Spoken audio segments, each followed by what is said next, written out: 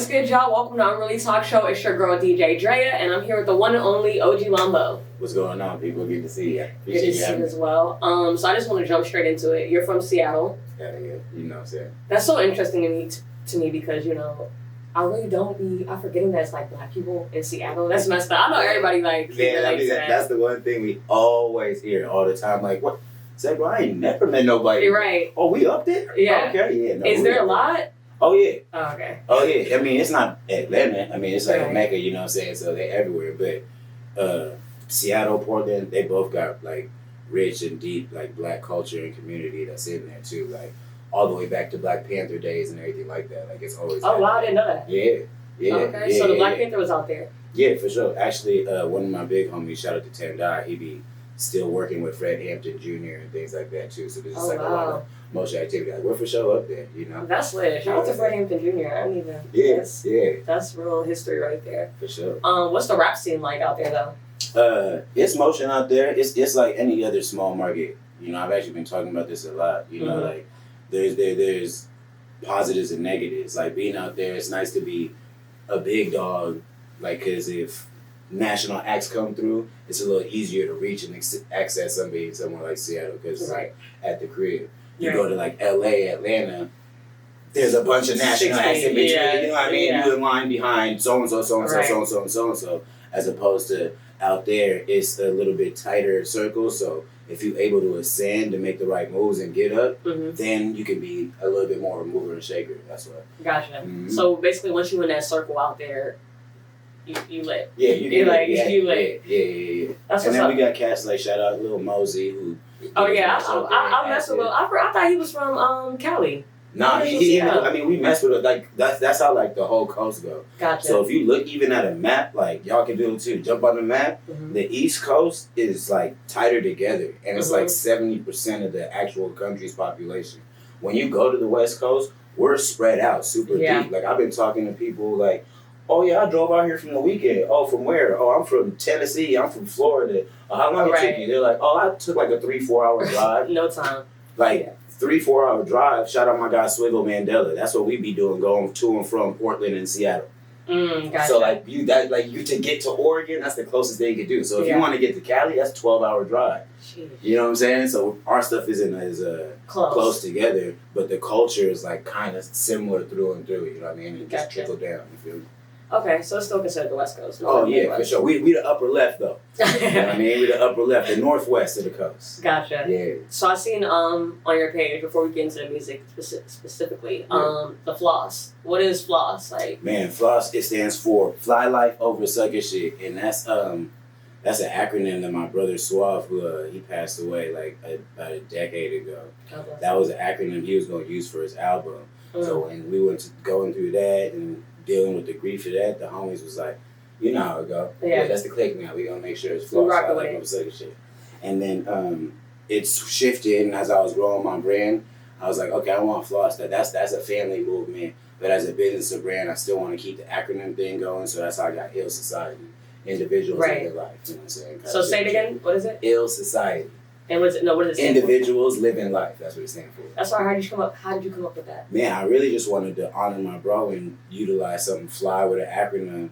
And the whole goal is, like you said, a lot of people don't know what's going on in Seattle. We like this big melting pot and pool, and that's really what's going on up there. It's just a bunch of individuals living their life. It might be hustlers, pimps, doctors, nurses. You know what I mean? But everybody's just trying to get to it, make it home, lay their head, take care of their loved ones. That situation. Did you bring some merch?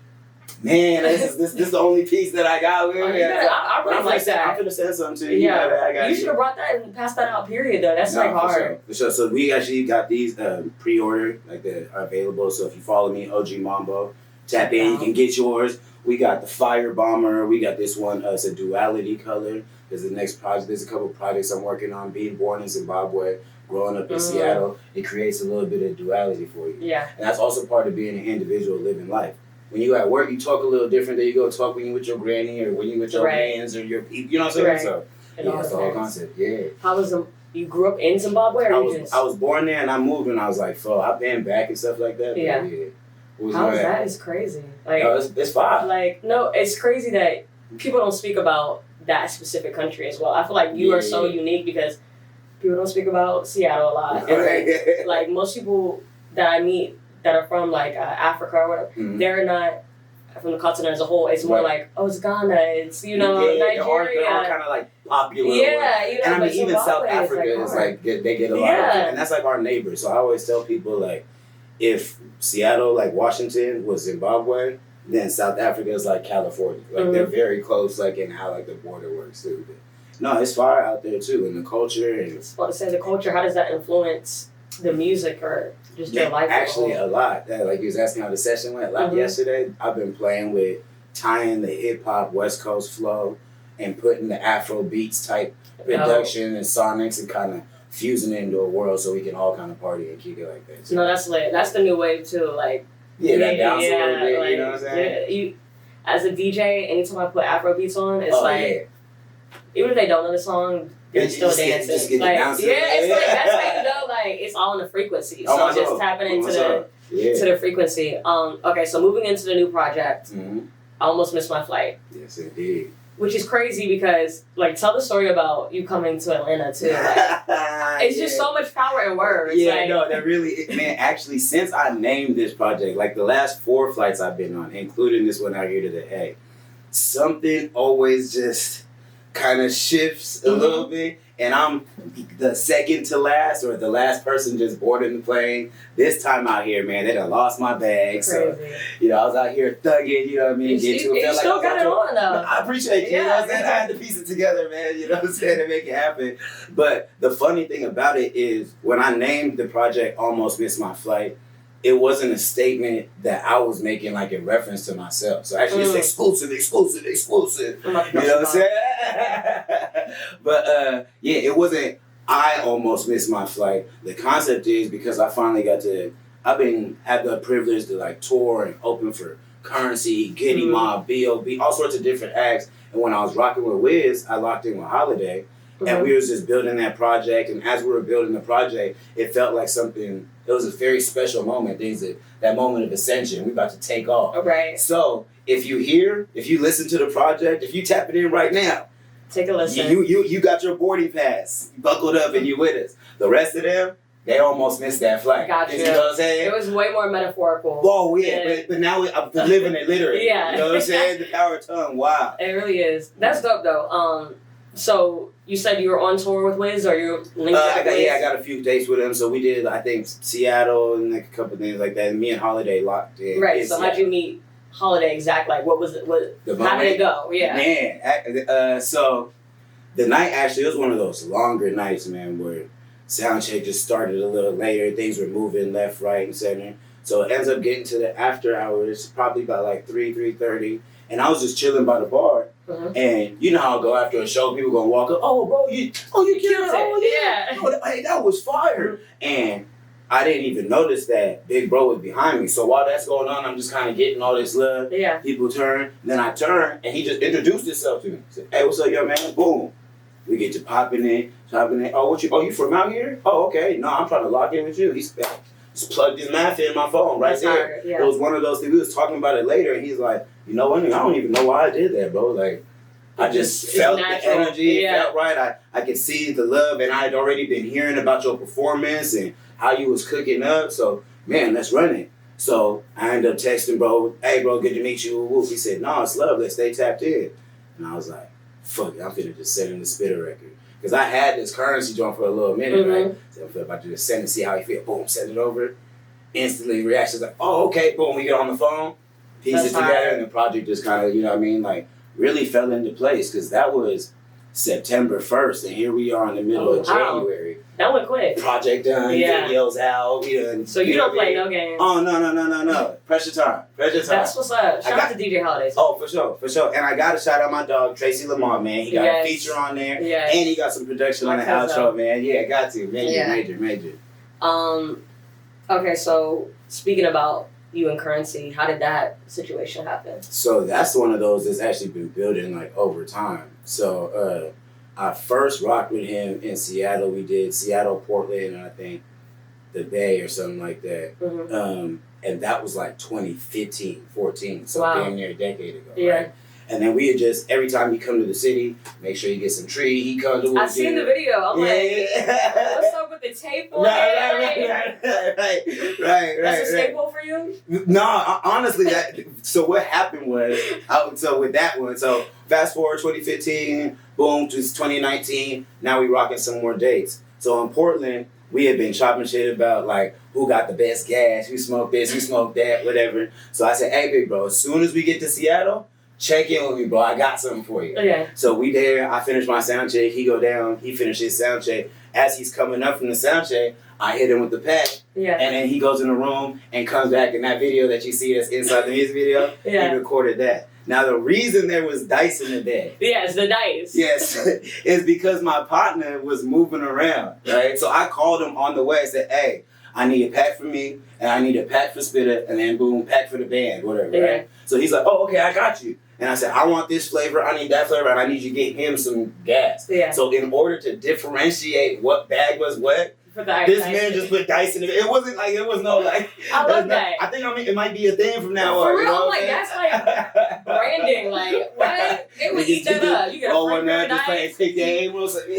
Nah, that's branding. You need to really like. Yeah, no, for sure. Y'all need to make that thing a thing. Yeah, that's how that came about. And then yeah, just the opportunity tapping with Musa once we had the record done. I was like, yo, I'll fly out to New Orleans so we can cook up a visual. He said, let's do it.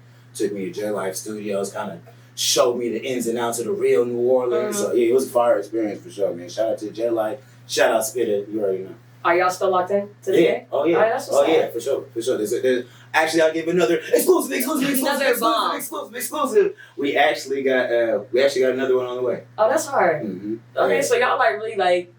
Trying to build, I rock with that. I love genuine relationships. I gotta shout out to Fendi P too. Fendi P is one of the Jet Life artists that he be cooking, and that's really who like the first time because I think Spitter had been moving around the first day I touched down, so Fendi just slid on me, boom, and said, "Come on, bro, show me, you with me." Do he still have a female DJ?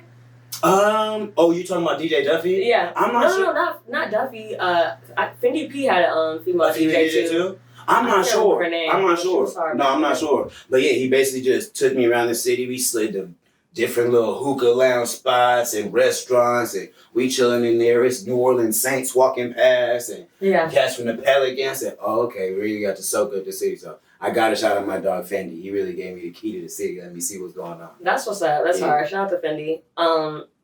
Okay, so you have a song on there about lemons and making lemonade. Right? Yeah. So what's the situation where you've been in where you've got those lemons and you had to make lemonade? Man, right now when I touched down in Atlanta, I ain't gonna lie. Nah, you really did. Life had handed those and I said, okay, well, we gonna hit the mall, we gonna put together a couple outfits and we just gonna ball out. Like I ain't gonna lie to you, even actively right now as we sitting here, I am frustrated and upset about my bag, bro. I got a nice little Fendi bag. I had some fits together too. You know when you lay them jokes out? Oh, I was gonna step so crazy, Dre.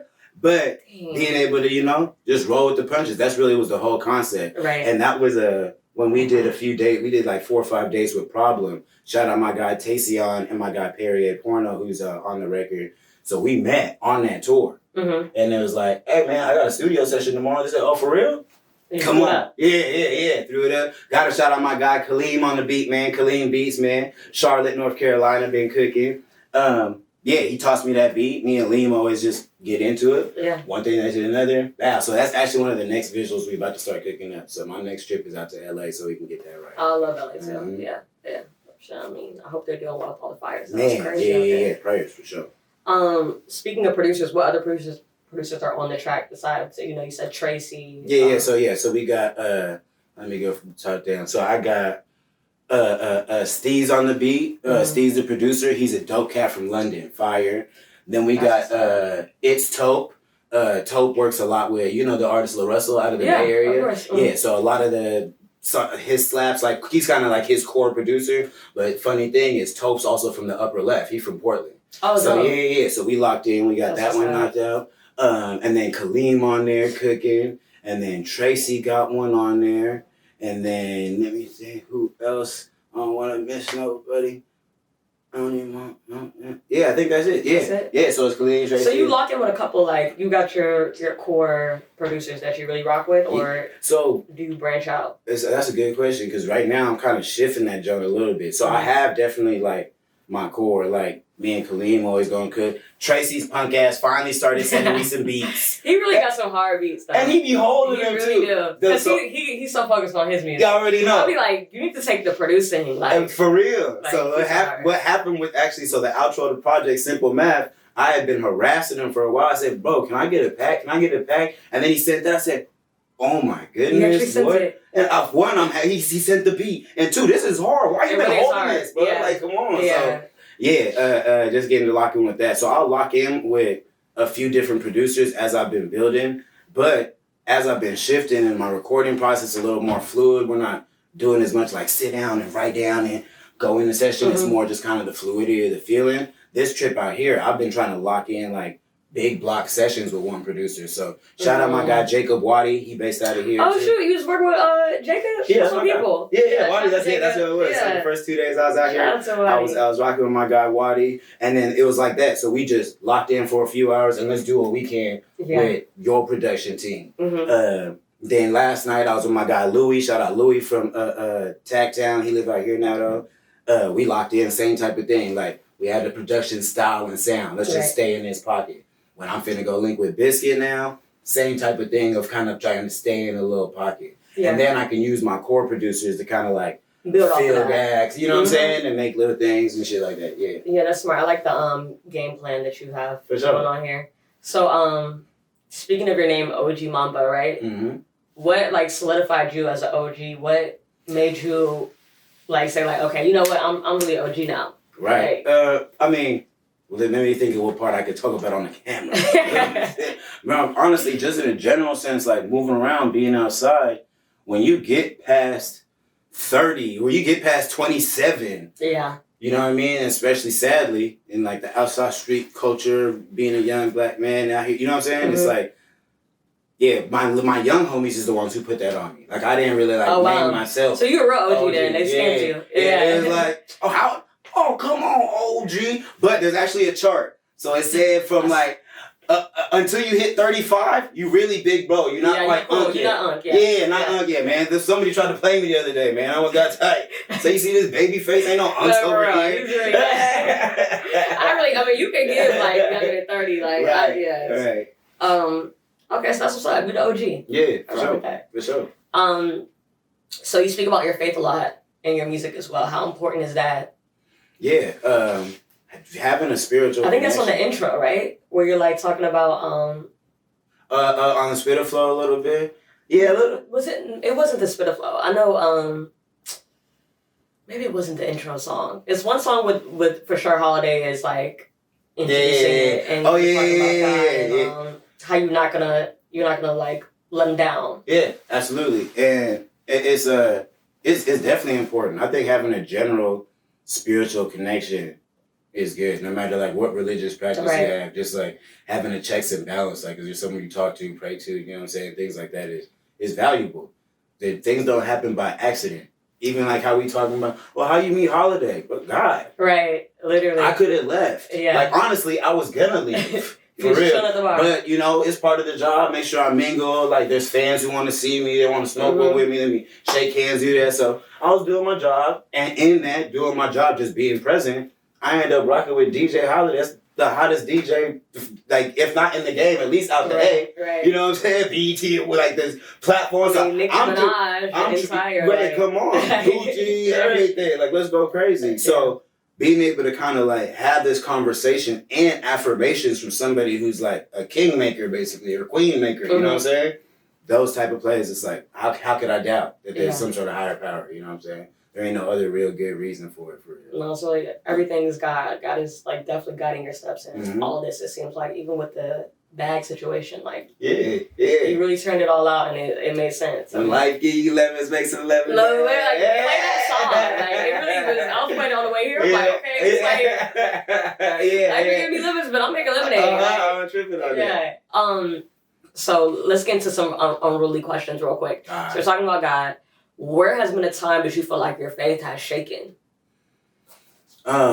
Man, we talked about the homie Suave who got the floss thing going. When bro passed, that probably when I was in like just a confusing time because he died. He was gonna be my son's godfather, and he helped build me the crib. All that was like my best friend. So when he passed, I was fucked up and confused and in a spot where I was like, "Man, how can so?" This was this part of your plan? Right. Like how? Yeah. I'm finna have a baby in 2-3 weeks. You took my best friend. Like, oh no. So that's definitely a time where I had to be prayed up and understand that things go how they're supposed to go, even when they're not going where you want them to go all the time entirely. So that's definitely a moment that I had to, buckle down and stay down. Feel me? Yeah. I definitely understand. I think everybody has been through those times where it's like how is it? You're really questioning why. It's a lot of lies going on. And like you say, you gotta just pray through it and see the bigger. Yeah, everything happens for a reason. As crazy as it sounds, you take the positive that you can from it. You know what I mean? Even if it's something small, like this impacted that this way, or now I know this less. You know what I mean? Yeah. And you got the floss out of it. Okay, so something a little more unruly than that is you speak about there not being any haters and like ignoring the haters a lot in your music. What's something that you feel like you've done that was a little bit haterish, a little grimy, even if you don't want to, you knew it wasn't the right thing to do, but I feel like we all have grimy moments, whether we want to admit it or not, but there's been certain times where you're like, I shouldn't have done it. I know it probably sounds crazy. I don't think I've really ever hated on anybody. The concept of hating on people. Well, not hate, like just done something that I guess you consider it hate, but like where you just like done something that's like a little like shady. Or you haven't done that. Honestly, I don't want to, I ain't no angel or nothing like that for sure. But like when it comes to like working with other artists and things like that, like the reason why me and Tracy are so cool is I'll throw it off the glass. Just like he did to put me, you know what I mean? Yeah. That's just always been my mentality. So, but like we was talking about, what's the scene like up there in the town? Mm-hmm. I love my city. I love all the artists that work there. But when you're in a small market, that's why I be talking about that, like that little bit of hate. Because how can you, whoever you are with whatever accolades you have, look at what I got going on and be like, all right, that's pretty cool. But then DJ Holiday, who done seen the world, is like, nah, bro, this is legendary, bro. You supposed to, so it's like, oh, okay, wait. Okay, so as I got more affirmations, I'm talking to CeeLo from Giddy Mom, be like, no, your set was crazy. Yeah. They're doing different things. I was like, oh, wait, hold on. Oh, okay, maybe they was just trying to step just a little bit. It wasn't really. So that's why I always speak on that. And because I experienced that, I never would like reciprocate that energy. I'm always going to just give you flowers. Because I'm not scared of somebody else being fly. I feel like that'd be the problem. It's almost like Cass is like, if I show that he's kind of tight, then people aren't going to think I'm his type. Right. But I ain't worried about that. There's people who's popping out there. It's like, if you're trying to court somebody, I don't care who else you're talking to, baby, this is me. It's me, baby. It's not. Right, it's me. No, I love that. It's true. Like, it's no competition when you know that it's like God is in control, like we're saying. And also, I think I always tell artists all the time to like move around from your city, because even in Atlanta, like that's gonna be anywhere. Like the people nearest to you, they're not going to show They're not, and it's a proximity effect. It's like they trying. And I get it. Some people feel like they know. We might have went to high school together. Right. I partied with him. I played sports with him. Or he ain't did this. Nobody. Right. You know what I'm saying? It's like, but the rest of the world, when you go show it to them, they ain't got no choice but to accept your presentation. Right. How else could I say you're not DJ Baby Brown? There's no other thing. You're here. This is what you do. Right. Oh, okay, that's what's up. So it's easier to digest and. People who don't know you or aren't from where you're from, they want to know your story. Yeah, they do. Like, people in Seattle don't necessarily want to hear me rap about what it's like living in Seattle. They're living in Seattle. Oh, know that. Yeah, right. Like, oh no, I've been there too. I did that too. But somebody in Zimbabwe or UK here, Atlanta. And I'm like, oh, okay, no, tell me about it. I didn't even know that's niggas was up there. Yeah, it's like, we want to know, right? I'm tuned in, right? Right. So, hey, what is the life like there? Okay, just backtrack on Tracy. Mm-hmm. How did y'all even meet?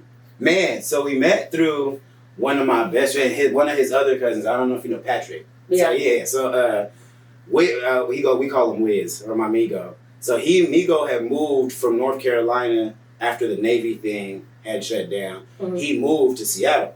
So that's just my partner. We had been sliding around, moving around. So one day he called me and he like, hey, bro, my cousin coming out here, bro. I need you to, because that's what I do. Anybody, bro, you come to the town, you want to fuck with Mambo, tap in, you're going to get you a packetry, and I'm going to show you the city in a real way. We're going to bend them corners, all that. Like, so he said, hey, bro, I need you to call and take my cousin around. Come on, show him some love. I said, oh, I got you. He said, hey, he be rapping too, bro. Can you guys get like a studio session? I said, hold on. Call Milo, set up the session. We ended up just bending around, moving. And me and Tracy, like, damn near the same nigga for real. They so, are. like, y'all very similar energy. You know, once he locked in, I was like, oh, this is my bro. Oh, what? Yeah. My long lost brother. Yeah. So we locked in, and then I slid out to Virginia when he was living in Richmond, and then we did a couple little tour segments just running around. And yeah, bro, we just been locked in ever since. That's lit. Yeah, but my best friend introduced that, and it was like, hey, this is my cousin. I said, what? This is my cousin too now.